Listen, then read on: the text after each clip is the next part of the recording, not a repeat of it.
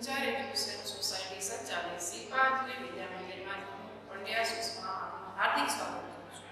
બાળકો, ધોરણ 2 માં આપણે અમારી શાળા વિશે આપણે શીખ્યા કે શાળામાં શું શું હોય છે, શાળામાં કેવી બધી આપણી પ્રવૃત્તિઓ થાય છે. આ બધું આપણે શીખ્યા કે શાળામાં ક્લાસરૂમ હોય છે, બગીચા હોય છે, લાઇબ્રેરી હોય, આ બધું આપણે સમજ્યા. બરાબર.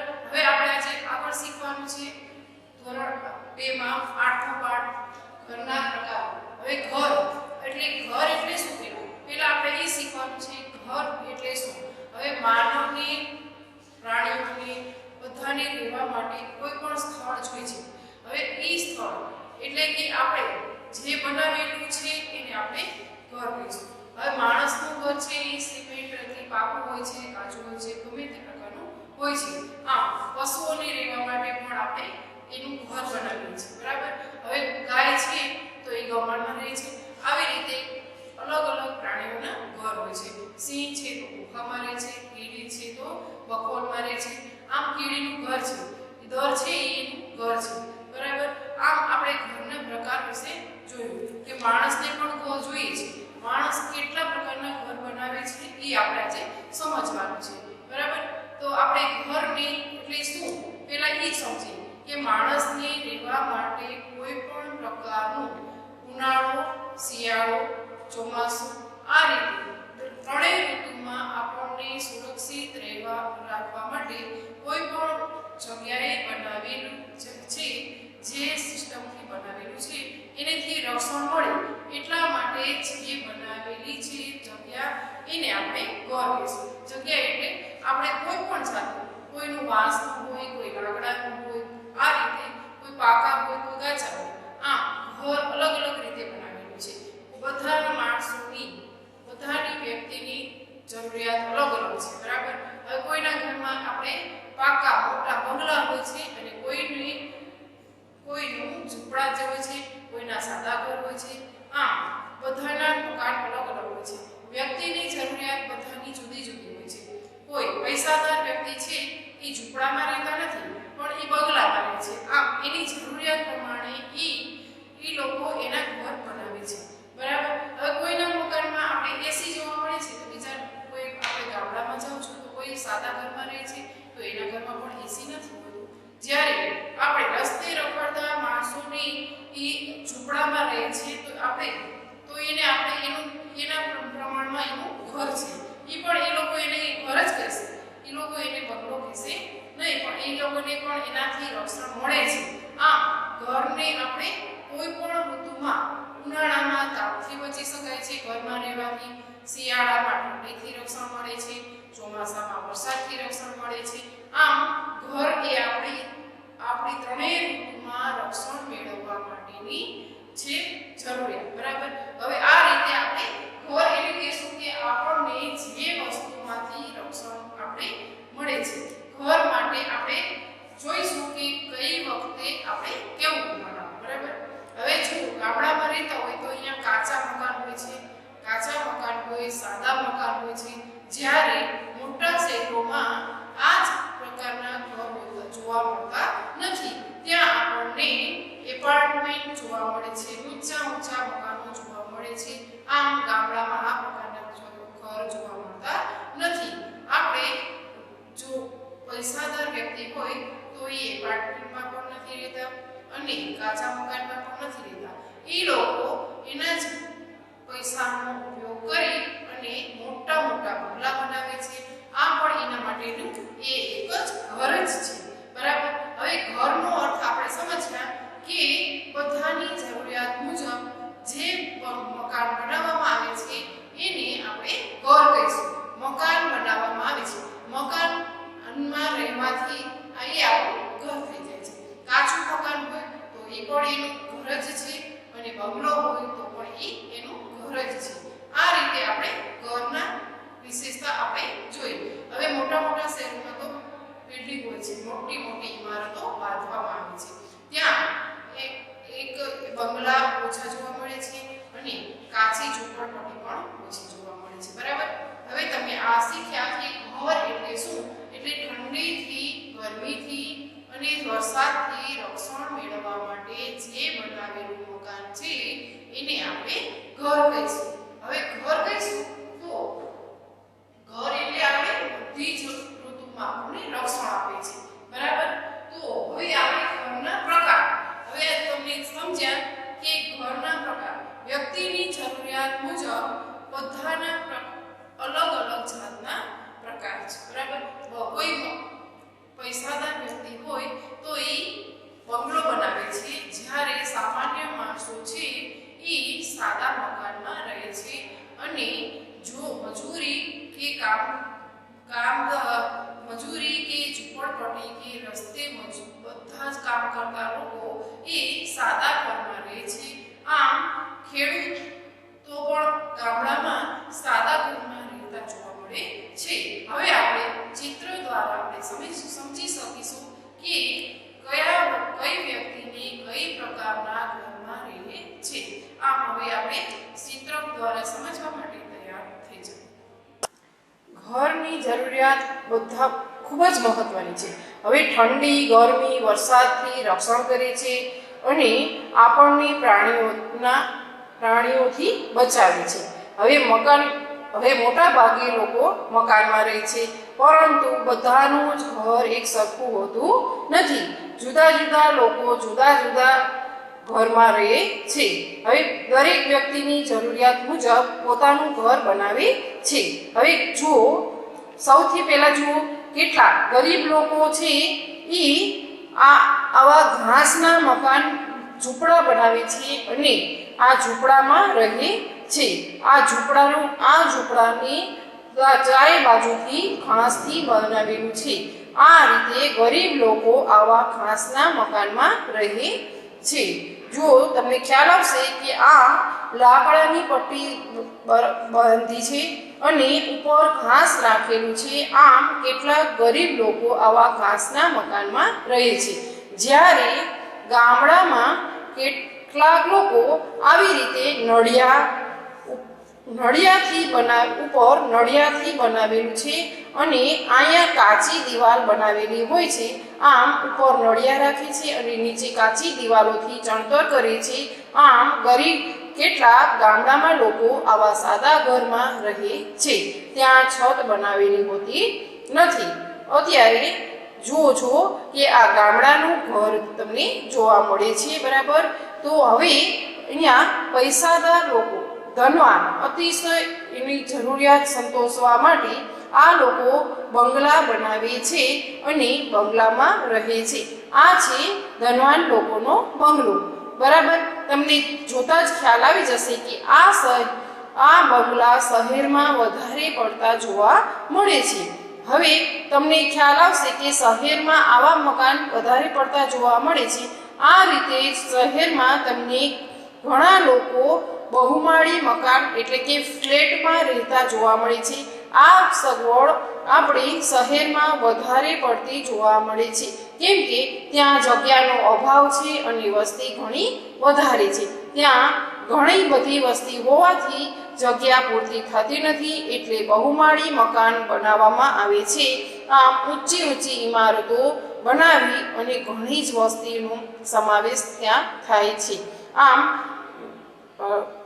શહેરમાં લોકો મોટી ઇમારતોમાં રહે છે. આમ હવે કેટલાક લોકો જો નૌકા ઘરમાં રહે છે. હવે નૌકા ઘરમાં રહે છે. અહીં સમુદ્રમાં આવી રીતે સ્ટીમરમાં ઘર બનાવવામાં આવે છે. આમ કેટલાક લોકો નૌકા ઘરમાં રહે છે. હવે તમને જોતા ખ્યાલ આવશે કે હવે આપણે જોશું તો ખ્યાલ આવશે કે પશુઓને સાથે જ લઈ અને ફરતા લોકો તંબુ બનાવે છે. અહીં મોટા કપડાના તંબુ બનાવવામાં આવે છે અને તંબુની અંદર રહે છે. પશુઓની સાથે જ લઈ અને એ લોકો ફરતા હોય છે. આમ તમને જોતા ખ્યાલ આવે છે કે આ તંબુ છે. અહીંયાથી આપણે જોવો છો તો તમને તરત જ ખ્યાલ આવી જશે. બરાબર? હવે આ લોકોનો કોઈ સ્થિર રહેવાણાંક છે નહીં. જ્યાં તેને જવાનું હોય છે ત્યાં જ તે જગ્યા ઉપર તંબુ બનાવી લે છે. આ એક ગામથી બીજે ગામ આ બધો જ સામાન લઈ અને ફરતા હોય છે. આમ પશુ સાથે ભટકતા લોકો તંબુમાં રહે છે. હવે એસ્કિમો બરફથી બનાવેલા ઇગ્લુમાં રહે છે. એસ્કિમો ઇગ્લુ છે. આ બરફથી બનાવેલું, બરફમાંથી બનાવેલા ઘર છે. આ એસ્કિમો શિયાળામાં બરફથી બનાવેલા ઇગ્લુમાં રહે છે. હવે તમે જુઓ છો કે શિયાળામાં એ લોકો બરફના ઘરમાં રહે છે, બરાબર. હવે જંગલમાં કેટલાક લોકો લાકડા કાપવા જાય છે. હવે જંગલમાં લાકડા કાપવા જાય એટલે એ લોકો લાકડાનું ઘર બનાવી અને ત્યાં જ વ્યવસાય કરે છે. આમ લાકડાના મકાનમાં રહે છે અને જંગલમાં લાકડા કાપવાનો વ્યવસાય કરે છે. જંગલમાં જ એની રોજગારીનું સાધન ઊભું થતાં એ લોકો ત્યાં જ તેના લાકડાના ઘર બનાવી અને રહે છે. હવે તમને ખ્યાલ આવી ગયો હશે કે કેટલા પ્રકારના ઘર છે. પહેલું છે ઝૂંપડી, બીજું સાદું ઘર, ત્રીજું બંગલો, ચોથું મોટી મોટી ઇમારતો છે, બિલ્ડિંગ છે, અને આ છે નૌકા ઘર, ત્યારબાદ છે તંબુ, ઇગ્લુ અને જંગલમાં લાકડાનું ઘર. આ તમે સરળતાથી સમજી ગયા છો. તો હવે તમને ખ્યાલ આવી જશે કે કઈ કઈ જાતના આપણે ઘર જોવા મળે છે, બરાબર. મિત્રો, આપણે ઘરના પ્રકારો વિશે સમજ્યા કે ઝૂંપડી, તંબુ, ઇગ્લુ, ત્યારબાદ આપણે સાદા ઘર, બંગલા, એપાર્ટમેન્ટ, આ બધું જ આપણે નૌકા ઘર, બધા જ આપણે પ્રકારો વિશે સમજ્યા. તો હવે આપણે એના ઉપરથી આપણે ખાલી જગ્યા લખવાની છે. તો તમને ખ્યાલ આવી જશે. હવે નોટબુકમાં લખવાની છે આ ખાલી જગ્યા. નોટબુક ખોલો અને પેન્સિલ રબર તૈયાર અને લખવાની છે ખાલી જગ્યા, બરાબર. તો હવે આપણે લખવાનું છે કૌંસમાં આપેલા શબ્દોમાંથી યોગ્ય શબ્દ પસંદ કરી ખાલી જગ્યા પૂરો. હવે કૌંસમાં શબ્દ તમને આપેલા હશે, બરાબર. હવે કૌંસમાંથી તમારે સાચો શબ્દ શોધી અને ખાલી જગ્યા લખવાની છે. તો પહેલું છે એમાં બરફમાંથી બનાવેલા ઘરને ઇગ્લુ કહે છે. હવે તો તમારે ઇગ્લુ છે અને ઝૂંપડી છે. હવે બરફમાંથી બનાવેલા ઘરને ઇગ્લુ કહે છે. તો તમારે સાચો શબ્દ છે એ ખાલી જગ્યાની અંદર લખવાનો છે. હવે ખાલી જગ્યા બીજી છે જંગલમાં કેટલાક લોકો ખાલી જગ્યાના ઘરમાં રહે છે. પથ્થર અથવા લાકડું. હવે જંગલમાં તમને પથ્થર જોવા મળતો નથી, ત્યાં તમને જંગલમાં તો લાકડું જોવા મળે છે. એટલે જંગલમાં કેટલાક લોકો લાકડાના ઘરમાં રહે છે, બરાબર. તો ત્યાં લાકડાના ઘરમાં રહે છે. હવે ધનવાન લોકો બંગલામાં રહે છે. હવે ધનવાન લોકો બંગલા અથવા ઝૂંપડી. હવે ધનવાન લોકો છે તો એ બંગલામાં જ રહે, મોટા મોટા ઘરમાં રહે. એ લોકો ઝૂંપડીમાં રહે નહીં. તો તેમાં આવશે બંગલા. તો એમાં આપણે સાચો શબ્દ છે એ બંગલા લખવાનો છે, બરાબર. હવે ચોથી ખાલી જગ્યા છે પશુઓ સાથે ભટકતા લોકો ખાલી જગ્યામાં રહે છે, ઝૂંપડી અથવા તંબુ. હવે જુઓ, સમજો કે પશુઓ સાથે ભટકતા લોકો. હવે પશુઓને સાથે જ લઈ અને વ્યવસાય માટે જતા લોકો. તેનું કોઈ દિવસ નક્કી નથી કે આપણે અહીંયા જ રહેવાનું છે કાયમ માટે. આમ એને થોડા ટાઈમ માટે રહેવાનું હોવાથી એ લોકો પાકા મકાન નથી બનાવતા, ઝૂંપડી નથી બનાવતા, એ લોકો બંગલા પણ નથી બનાવતા. આમ એ લોકો તંબુ બાંધી અને ત્યાં રહે છે.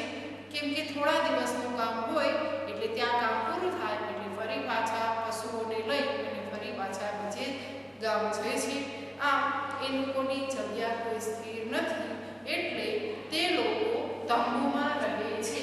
જો મિત્રો, આ લોકો પશુઓને સાથે જ લઈ અને ફરતા હોય છે.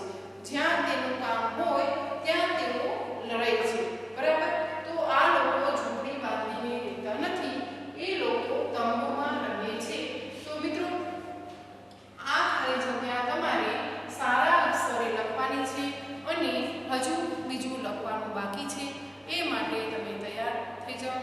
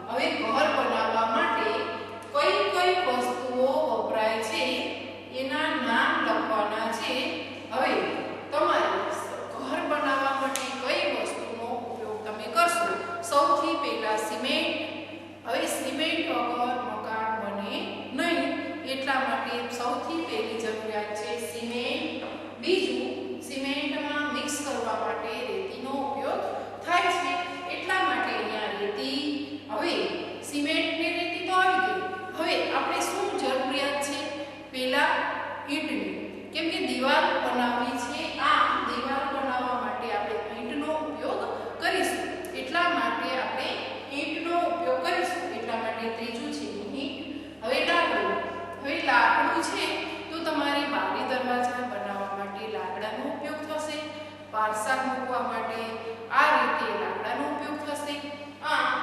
ચોથું છે લાકડું. હવે પાંચમું છે પથ્થર. હવે પથ્થર તમને ખ્યાલ આવશે કે પથ્થરનો ઉપયોગ શું વળી કરવાનો. પથ્થરનો ઉપયોગ આપણે છત ભરવી હોય એટલા માટે આપણે ઉપયોગ કરીએ છીએ. ઝીણા ઝીણા તમે જોયા હશે કે કોઈ પણ જગ્યાએ છત ભરાતી હોય તો તમે ખ્યાલ આવશે કે પથ્થર છે નાના નાના પથ્થરના ટુકડા કરી આવે છે. પથ્થરના ટુકડા નાના નાના આવે છે એનો ઉપયોગ સિમેન્ટ રેતીમાં મિક્સ કરી અને છત ભરવા માટે થાય છે. આ બધી વસ્તુનો ઉપયોગ આપણે ઘર બનાવવા માટે કરીએ છીએ.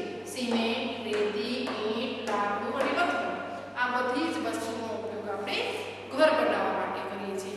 આ બધી વસ્તુમાંથી કોઈ પણ વસ્તુ ન હોય તો ચાલે નહીં. આમ ઘર બનાવવા માટે બધી જ વસ્તુઓ જરૂરિયાતની જરૂરિયાત છે. આમ તમને ખ્યાલ આવી ગયો હશે કે ઘરના પ્રકાર કેટલા, ઘર બનાવવા માટે કઈ કઈ વસ્તુનો ઉપયોગ થાય છે. આ બધું તમે જાણી લીધા પછી તમને ખ્યાલ હશે કે કઈ જાતના ઘર છે, કેવા પ્રકારના ઘર છે અને કેવા લોકો કેવા ઘરમાં રહે છે. જેમ કે ગરીબ લોકો ઝૂંપડીમાં રહે છે, ધનવાન લોકો બંગલામાં રહે છે અને જે આ જંગલમાં રહેતા હોય એ લોકો લાકડાના ઘરમાં રહે છે. પશુઓ સાથે ભટકતા લોકો તંબુમાં રહે છે. આમ તમને ખ્યાલ આવી ગયો કે કેવા પ્રકારના લોકો કેવા ઘરમાં રહે છે અને કેવી તેની જરૂરિયાત છે. હવે જુઓ, પશુઓ સાથે ભટકતા લોકો બંગલામાં રહી શકે નહીં, કેમ કે એનો વ્યવસાય એ ટાઈપનો છે કે થોડા દિવસ એક ગામમાં રહેવાનું, વળી થોડા દિવસ પછી બીજા ગામ પણ એને જવું પડે. આમ બંગલો બાંધીને એ લોકો રહી શકે નહીં. એટલા માટે એ લોકો તંબુમાં જ રહે છે. આમ એ પણ એની જરૂરિયાત પૂરી કરે છે કે તંબુમાં રહે એટલે એને તડકાથી પણ રક્ષણ મળે, ઠંડીથી રક્ષણ મળે અને વરસાદથી પણ રક્ષણ તો મળે જ છે. આમ રક્ષણ તો ત્રણેય ઋતુમાં એ લોકોને પણ મળે છે. જેમ કે બંગલામાં રહેતા હોય લોકો એને પણ રક્ષણ મળે છે અને તંબુમાં રહેતા લોકોને પણ વરસાદથી રક્ષણ મળે છે. આમ ઘરની જરૂરિયાત બધા જ વ્યક્તિ માટે સરખી છે, પણ ઘર બધા માટે સરખા નથી. તમને ખ્યાલ આવી ગયો હશે કે બધી જ વ્યક્તિને ઘર જોઈએ જ છે, રહેવા માટે ઘર જોઈએ છે, પણ એની જરૂરિયાત બધાની જુદી જુદી છે. બધા જ લોકોના ઘર એક સરખા હોતા નથી. કોઈનું તંબુ હોય, કોઈના બંગલા હોય, કોઈની ઝૂંપડી હોય અને કોઈ એપાર્ટમેન્ટમાં રહે અને કોઈ નૌકા વિહારમાં પણ રહે. આમ તમને ખ્યાલ આવી ગયો હશે કે કઈ વ્યક્તિની જરૂરિયાત કેવા પ્રકારની છે એ પ્રમાણે જ એ લોકો ઘર બનાવે છે. આમ બધાના ઘર સરખા હોતા નથી. જેમ કે મારું અને તમારું, બરાબર. હવે તમારું ઘર અલગ પ્રકારનું હોય અને મારું ઘર પણ અલગ પ્રકારનું હોય. બધા જ ઘરમાં બધી જ સગવડ હોતી નથી. આમ તમને જોતા જ ખ્યાલ આવે કે આપણે ઘર તો બધાની મહત્વની જરૂરિયાત છે, પણ બધાના ઘર એક સરખા હોતા નથી. હવે હું આશા રાખું છું કે તમને આ પાઠ સરળતાથી સમજાઈ ગયો હશે અને સારી રીતે આ બે પ્રશ્નોનો જવાબ તમે લખી શક્યા છો. એ બદલ હું તમને સારા અક્ષરે લખવાનું કહીશ કે સારા અક્ષરે ભૂલ વિના લખવાનું છે નોટબુકની અંદર અને શાંતિથી લખશો એવી આશા સાથે